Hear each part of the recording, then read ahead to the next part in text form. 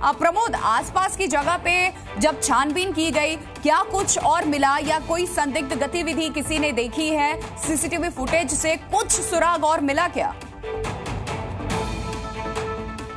देखिए, बिल्कुल जितने भी एविडेंस स्पेशल सेल को मिले हैं फिलहाल वो मीडिया के साथ शेयर नहीं किए जा रहे हैं, क्योंकि अभी इन्वेस्टिगेशन बहुत ही इनिशियल स्टेज पे है। लेकिन मैं आपको एक बात और बताऊंगा, जिस जगह पर ये बॉम्ब प्लांट किया गया था, यहाँ से कुछ ही मीटर की दूरी पे जो सीआरपीएफ पब्लिक स्कूल है उसका गेट है, और गेट के बाहर अंदर की तरफ जो है बाकायदा एक मचान बनी होती है, जिसके अंदर सीआरपीएफ के जवान बाकायदा हथियार तैनात रहते हैं। और अंदर भी सीआरपीएफ, क्योंकि बहुत ही सेंसिटिव ये पूरा स्कूल है, ज़्यादातर सीआरपीएफ के बड़े अधिकारी या फिर उनके बच्चे यहाँ पर पढ़ते हैं, तो उनकी सुरक्षा के मद्देनज़र सुरक्षा भी सीआरपीएफ के पास होती है।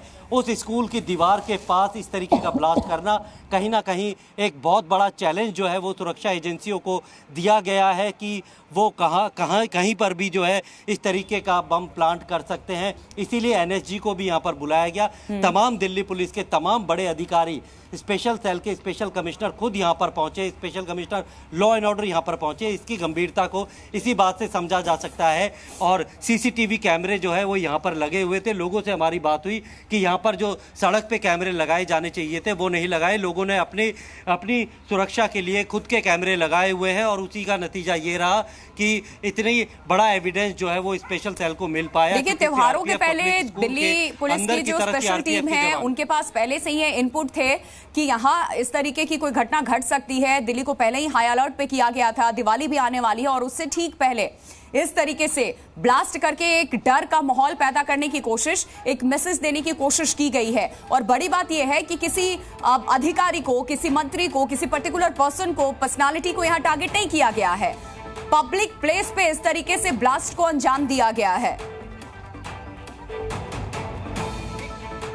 देखिए, बिल्कुल जिस तरीके से इस ब्लास्ट को अंजाम दिया गया है उससे एक बात तो साफ है कि जिसने भी इस ब्लास्ट को अंजाम दिया है उसका एक मैसेज था जो कि सुरक्षा एजेंसियों को पहुंचाना था कि वो दिल्ली में कहीं पर भी ब्लास्ट कर सकता है, कितनी भी इंटेंसिटी का ब्लास्ट वो कर सकते हैं। इसमें भीड़-भाड़ वाली जगहों को नहीं चुना गया और ना उस वक्त को चुना गया जब इस जगह पर भी भीड़ होती है। सिर्फ यहाँ पर ब्लास्ट किया गया, एक मैसेज दिया गया, वरना दिल्ली के कई भीड़-भाड़ वाली जगहों पर ब्लास्ट करने के इनपुट जो है वो सेंट्रल एजेंसियों द्वारा दिए जा रहे थे कि त्योहारी सीजन में कहीं पे भी भीड़-भाड़ वाली जगहों पर, मार्केट प्लेस पर जो है आतंकी हमला हो सकता है, बड़े ब्लास्ट हो सकते हैं। उसको ध्यान में रखते हुए ऐसी जितने भी भीड़-भाड़ वाले बाजार थे वहाँ पे पुलिस ने अपनी गश्त और इससे बचान जो जितने भी सिक्योरिटी मेजर्स थे वो ज़रूर लिए हुए थे। लेकिन किसी ने नहीं सोचा था कि रोहिणी के प्रशांत विहार के एक स्कूल की दीवार के पास ब्लास्ट करके वो मैसेज दिया जाएगा। और ख़ास तौर पे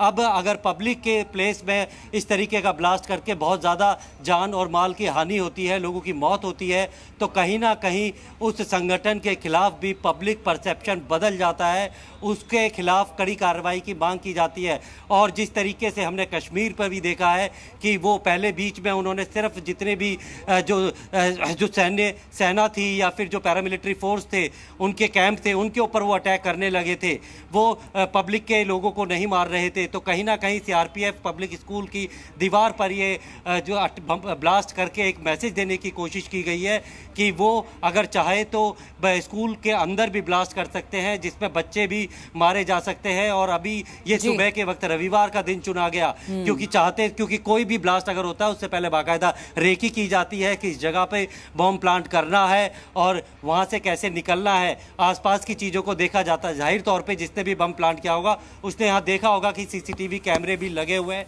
यानी उसका ब्लास्ट का जो इम्पैक्ट है वो जब एक बात तो स्पष्ट है प्रमोद कि ये डराने के मकसद से, मैसेज देने के मकसद से इस ब्लास्ट को अंजाम दिया गया, क्योंकि रविवार का दिन चुना गया है जब ये स्कूल भी बंद है, लोगों की आवाजाही भी सड़कों पर बिल्कुल नहीं है, एक खास वक्त चुना गया है और ये एकदम से नहीं हुआ है। बाकायदा इसकी रेकी करने के बाद, पूरा प्लानिंग करने के बाद एग्जीक्यूट इसको किया गया है। बिल्कुल, अगर हम पूरा इसका पहले का जितने भी जो कोई बॉम्ब ब्लास्ट से पहले की प्लानिंग या है वो स्पेशल सेल ने नाकाम की है। कई सारे ऐसे संदिग्ध आतंकियों को गिरफ्तार किया है, उनके पास से कई विस्फोटक सामग्री बरामद की गई है, उनके पास से वो सारी चीज़ें बरामद की गई है। उनकी जो पूरी प्लानिंग थी उसको स्पेशल सेल ने होने से पहले रोक दिया था, लेकिन इस बार जो है धमाका होने के बाद यहाँ पर स्पेशल सेल पहुँचती है, जो NSG आती है, NIA को बुलाया जाता है। यानी कि अब इन्होंने अपना जो पूरी तरीके से जो तरीका है जो उसे बदल लिया है। ये कम्युनिकेशन भी ऐसे सिक्योर ऐप पे कर रहे हैं जिसे कि पूरी तरीके से स्पेशल सेल एक तरीके से डिकोड नहीं कर सकती। और किस तरीके के एक क्रूड बम का जो है इस्तेमाल किया गया है, यानी कि जो कि बताया जा रहा है अमोनियम सल्फेट या अमोनियम नाइट्रेट, जिसका बिल्कुल क्या कुछ है, कहां से ये सारी चीजें, सामग्री इन्हें कौन मुहैया करवाया, क्योंकि इस तरीके के जो ब्लास्ट होते हैं कोई एक पर्टिकुलर इंसान भी इसमें नहीं होता है, एक नेक्सस काम कर रहा होता है इनके पीछे।